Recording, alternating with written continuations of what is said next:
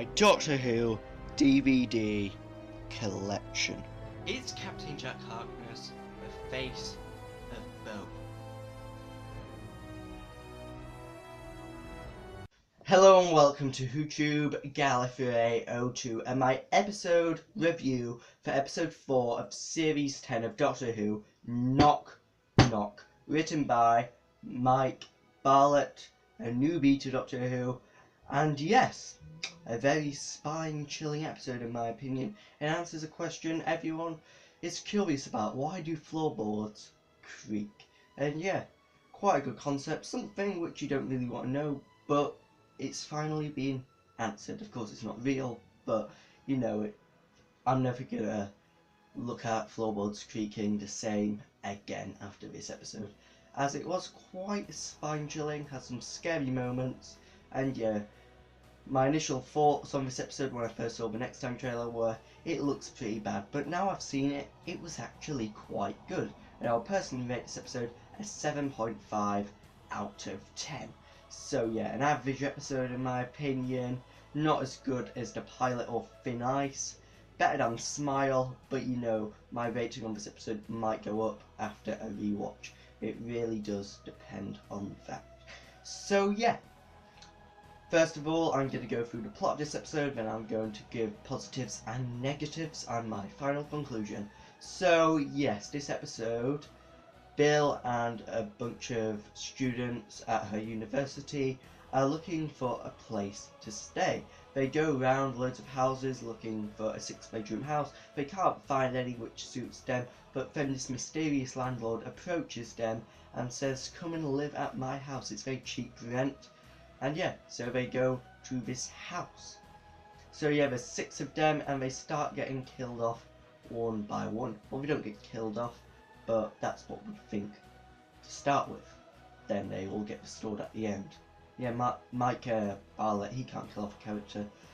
I would have thought, if I hadn't seen the opening titles for this episode was written by Stephen Moffat, as no one really died in this episode, and as you know, Stephen Moffat cannot kill off a character. So yes, they go into this house, there's loads of creaks, the house is very old-fashioned, and yes, they start getting taken by this mysterious woodlice one by one. And yeah, it turns out that the landlord has these woodlice, and every 20 years he feeds a group of 6 university students to them in exchange for the woodlice saving his mother, who was dying in the past, and yeah, now she's a wooden creature, and eventually she overthrows them and yeah, beats the landlord, who is his son, and the landlord is pretending to be her father, and yes, so yeah, that's how it ends, with the mother, the wooden creature, basically telling her son that she doesn't need saving anymore, and she's lived life long enough. And yeah, then the house falls down because the house is made up of these little woodlice creatures, and yeah, then the Doctor goes back to the university where Nardole is looking after the vault, and yeah, he finally opens the vault. What is behind the vault door? Well, we'll have to wait and see. Will we find out next episode, or in the next? The vault is now open, and we know that in the vault it's someone who likes playing a piano, and they're very good at it. So who could it be? Like, are there any characters who played piano in Doctor Who in the past? I can't think of any at the top of my head, but there probably is several characters who have played the piano, or it could be a totally new character. So yeah, now on to positives of this episode. Well, I did like the spine-chilling experience of this episode. I thought it was very good, very well structured, and yeah, really good episode in my opinion. Also liked the haunted house, it felt very mysterious. Another positive, a lack of Nardole in this story. Of course, if you're a Nardole lover, that will be a negative. But yeah, again, Nardole just left the Doctor and Bill to do more chemistry. We got a further look into Bill's personal life in this episode, which was another positive. Get a bit more of a backstory of the character, which is good. Also, another positive is that Harry in this episode, that guy who helped the Doctor for a bit and figured out that the people got taken over 20 years, is actually Harry Sullivan's grandson, as it said in DWM. Yeah, we didn't find that out in the episode. The only way of finding it out was if you read DWM this week. But yeah, there should have been a line where the Doctor said, "You're Harry Sullivan's grandson, aren't you?"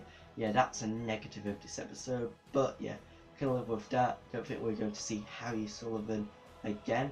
Junior, obviously. Senior did sadly pass away, according to Sarah Jane Smith in Death of the Doctor. And yeah, that's it for positives. Now on to negatives. So I gave you the negative about Harry Sullivan. But yeah, the first negative would be is at the beginning of the episode when Bill opened the door, the music didn't really work. The music was far too loud, and yeah, didn't really fit in with the dialogue. So I didn't like that about this episode. It really covered the dialogue too much, and it was hard to actually hear what they were saying. Another negative would be is that when they first were looking for the houses, they were all meant to be 6-bedroom houses, but the estate agent, he showed them to like this house which was quite small. It looked really small from the outside, and that was supposed to be a 6-bedroom house. Like, it can't have been a 6-bedroom house. Seriously, how could it have been a 6-bedroom house? Yeah. Other negatives is that I didn't really like the characters that much in this episode. Thought they were very underdeveloped, and yeah, quite bad at acting as well. The characters, they were a bit, wooden in a way, just like in Smile. The acting in this episode wasn't at Doctor Who's finest. Also, my final negative would be is that the house was a bit too haunted. I think it was a bit too much of a stereotypical haunted house. Now, I didn't like the lightning coming down on it, and that I just thought it was a bit far-fetched. Now I am saying that about a sci-fi show, but I do think that the lightning and the setting was a little bit too far-fetched, and I do think they would have been able to rent out the tower and the haunted house, as I think by now it would have been turned into a museum. So yeah, didn't like that about this episode.